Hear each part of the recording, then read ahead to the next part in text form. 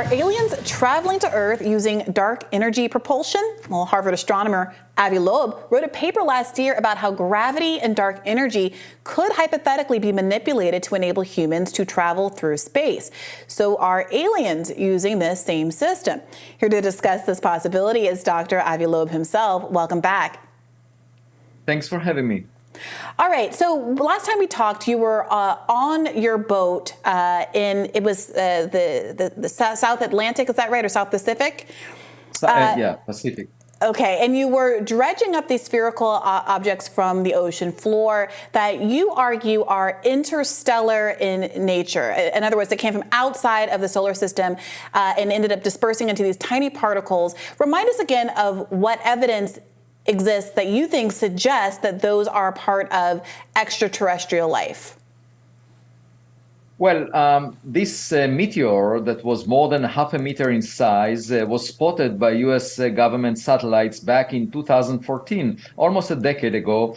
It was moving very fast, actually faster than 95% of all the stars in the vicinity of the sun when it was outside the solar system. It came from interstellar space based on its speed, the speed recorded by the US Space Command.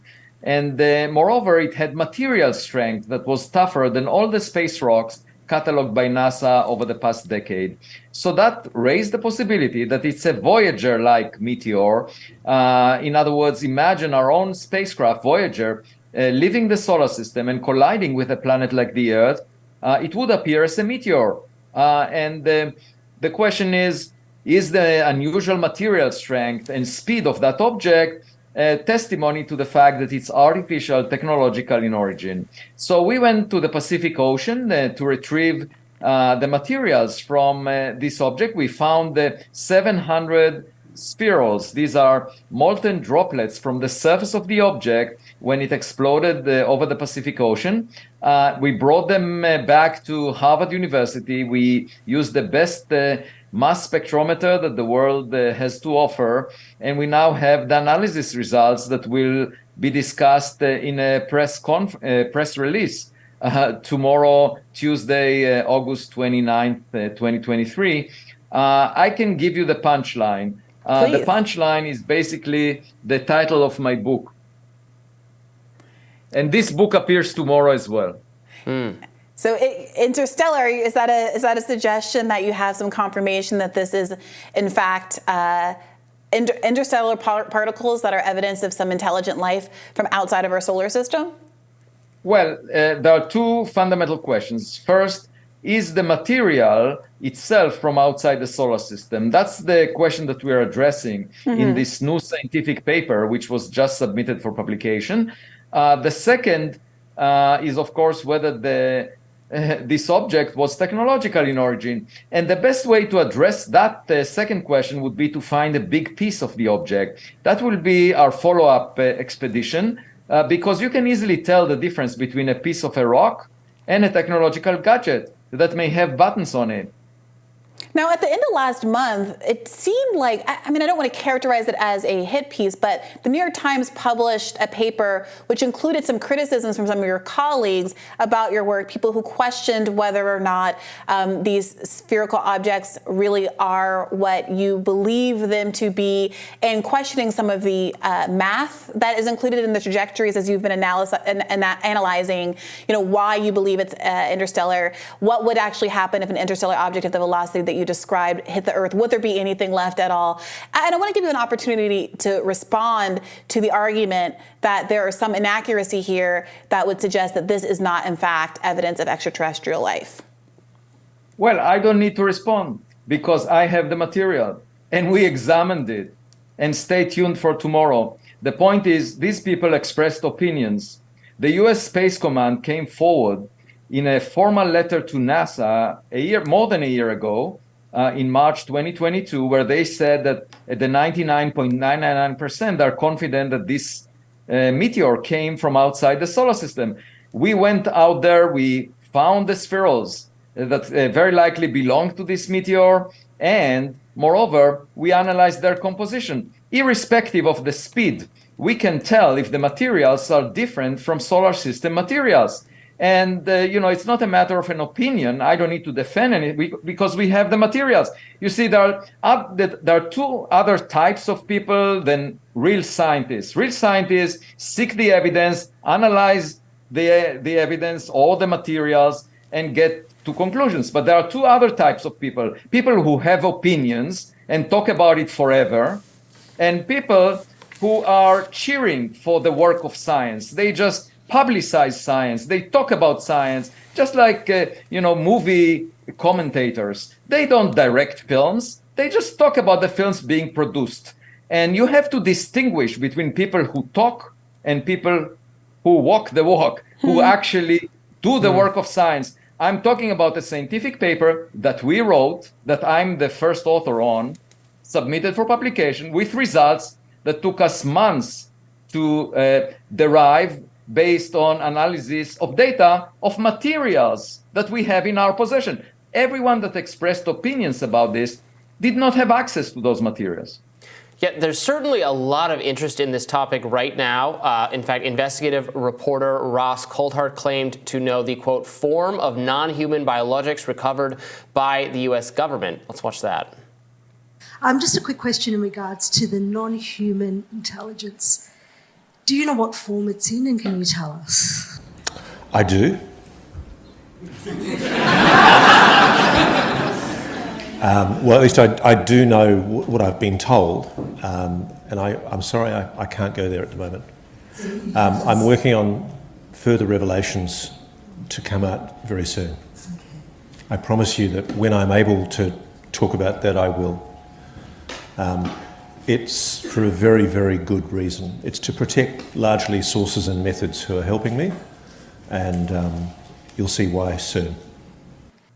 What are your thoughts on these claims of non-human biologics? Do you think it's possible that those form is actually known by these whistleblowers, or is your work, so different or concentrated in such a different area that it's sort of a totally separate thing?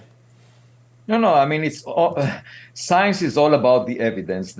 If the U.S. government has some materials that demonstrate or substantiate these claims, let's see it. But if people just talk about it, it doesn't amount to much because people can fabricate stories. So telling the difference between what people talk about and what is really out there is the key here. It's not a matter of opinions because we are dealing with materials, with something that was retrieved according to Grush. And actually, Grush himself did not witness, according to him, any of those materials. So he just listened to 40 eyewitnesses who told him about these things. And I believe him, he's sincere, but the question is whether they fabricated the story or not. And until we see the evidence, I would not be convinced, because as a scientist, I'm just guided by evidence. There are lots of people who talk, but let's keep our eyes on the ball, as they say in basketball. Yeah, I think that's such an important point, because you would expect that some of the witnesses would not just be, let's say, fighter pilots who saw an unidentified craft in the sky, but if what is being said is true about having alien bodies in custody, ships in custody, that I would like to hear that a material analyst, a physicist, a chemist, somebody with a scientific background who I would presume the government set to actually researching and understanding what it is that's before them would be among the whistleblowers, and that the kind of data that we could be getting, the kind of reporting that we could be getting secondhand from those whistleblowers is not just, I saw the thing, but there was this life form that was comprised of these elements that aren't available on Earth. Just the way that you've described the alloys in these spherical objects as being of a nature that wouldn't be naturally occurring on the planet. So that's very persuasive. And I understand the people with firsthand knowledge being concerned about coming forward and the nature of a whistleblower and all of that. But I would expect that the nature of some of the disclosures to be a little bit more specific, a little more substantive, a little bit more evidence-based than just, I saw the thing. I don't know. Yeah, I completely agree. One issue about biology is that, life as we know it here on Earth developed, based on Darwinian evolution, such that it survives under the circumstances here on Earth, where we have an atmosphere, we have liquid water. Going to space is very risky for biological creatures because there is bombardment by cosmic rays, energetic particles, and it takes a long time, for objects moving at the speed of our spacecraft. It would take 500 million years to traverse the Milky Way galaxy, and that's a very long time for any form of life to survive. And of course, we found some worms in the Siberian permafrost that survived for 46,000 years frozen. But our biology is still not advanced enough to allow us to imagine that you can survive a trip of millions or billions of years. And so I would be skeptical until they show us the evidence. And other than that, I would think that it's probably, if there are any functional devices, they will be all about technology, with artificial intelligence. That would be my tendency. And by the way, David Grush ventured into territories that he is not an expert on. He was talking about physics that may explain the kind of things he heard. I can tell you as a physicist, this made very little sense. Thank you so much for filling us in. Your work fascinates us. We can't wait to have you back very soon. Dr. Loeb, thank you. Thanks for having me.